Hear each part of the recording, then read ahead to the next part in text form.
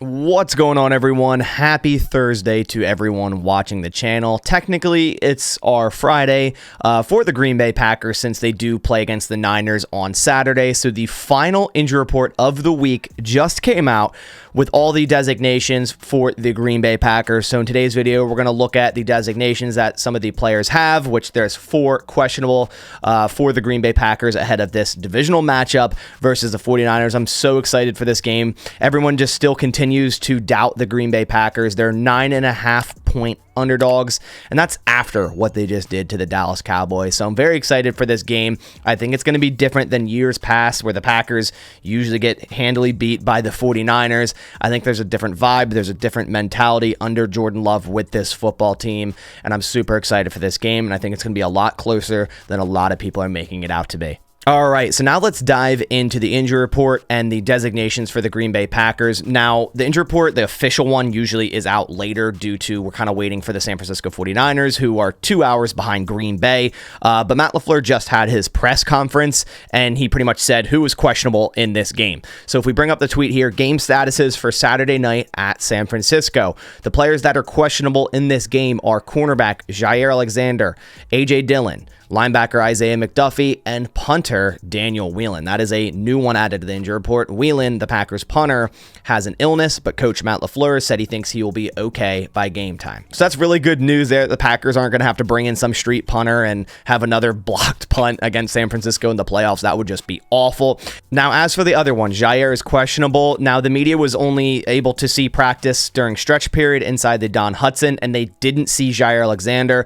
So who knows if he was limited today or didn't practice at all, but the fact that he's still questionable, not doubtful, makes me hopeful for him being available in this game. If you saw my video yesterday, Joe Barry had mentioned that he believes Jaire is further ahead this week than he was at last week, so that also signals that Jaire should play. I mean, he played last week, although he did re-aggravate that ankle. Him being further ahead, at least what Joe Barry says, is a very good sign, and I do believe Jaire will play in this game. Hopefully we can see him the entire game and that ankle doesn't get re-aggravated. You know, we're going to need Jaire, obviously, against Brandon Ayuk, Deebo Samuel, even Juwan Jennings, right? You don't want to be down to Valentine, and Nixon against these type of wide receivers, some of the best in the NFL. The 49ers have so many options, so many targets, like the Green Bay Packers. You know, we know how many options the Packers have at wide receiver. So do the 49ers and at tight end. It's just Ayuk has been one of the best in the NFL. We know what Deebo Samuel can do.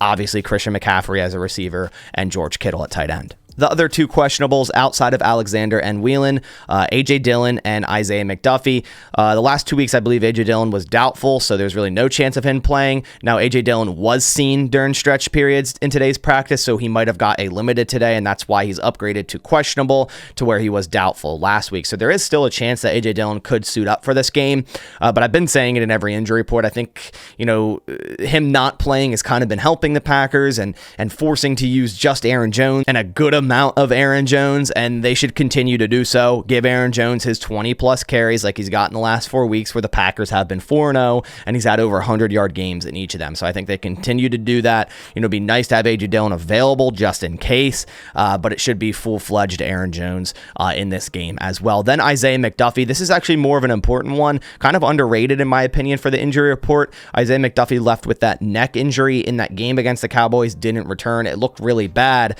but he's practiced all week, and Isaiah McDuffie is questionable for this game, and I say he does play in this game, and I think it's very important because they were bringing on Isaiah McDuffie on early downs to help against the run versus the Dallas Cowboys. Like, they were rotating linebackers. In that first drive, I saw Quay with Devondre. Then I saw Quay with McDuffie. So they were rotating guys, and they should do that again this week to help against the run against the 49ers, a much better running team than the Dallas Cowboys. We know how dangerous Christian McCaffrey can be. So if you think you're better off with Quay Walker and McDuffie on the inside early down to stop that run, you know, him being available is very important in this game. So he's questionable, but I think he does indeed play. So like I said, the official full listed injury report isn't out yet, but based off of who Matt LaFleur said is questionable, everyone else obviously has no designation. So Kenny Clark, no designation. Enigbari will be placed on IR. Rashawn Gary, Elton Jenkins, Aaron Jones, Keyshawn Nixon, Jonathan Owens, Jaden Reed, Darnell Savage, Preston Smith, Quay Walker, and Christian Watson, all no designations. More importantly there, Christian Watson, no designation, more so signaling that he's had a great week of practice, no setbacks. He didn't have a setback against the Cowboys, and that he won't be on a pitch count in this game. So, look for more Christian Watson. I believe he just had the one catch for 9 yards last week. Look for more Christian Watson to be involved in this offense, and maybe he's the next 100-yard wide receiver in a row for the Green Bay Packers. Yeah, I think the only others that haven't done it is him, Wicks, and Heath, but Heath will be inactive for this game most likely. And as for the 49ers, their injury report isn't out yet because, like I said, they're 2 hours behind. But the only important one on there, the only player that might have a designation was Clelin Ferrell, who didn't practice yesterday. I'm not sure if he practiced today or not, but he didn't practice all week up until this point. So he'll likely, regardless, have a questionable game status. But everyone else has practiced in some sense on Wednesday. Everyone else was either limited or full, with Dre Greenlaw, Logan Ryan, Trent Williams was a resting player. Arik Armstead was a full participant. Jair Brown, Tayshaun Gibson was full. George Kittle was full. Christian McCaffrey full. All these guys, Ambry Thomas was full. So none of those guys are going to hold a designation going into this game. I'm sure they'll just have one questionable, and it will be Clelin Ferrell going into this game. Before I wrap up this video, I want to quickly go over my sleeper picks, and down in the description, if you use my sign up link to sign up for Sleeper, you can get a $100 deposit match. And on Sleeper, these are my picks for the upcoming game. I have Jordan Love over 1.5 passing touchdowns. This guy, I think, has hit over 1.5, 10 out of the last 11 games.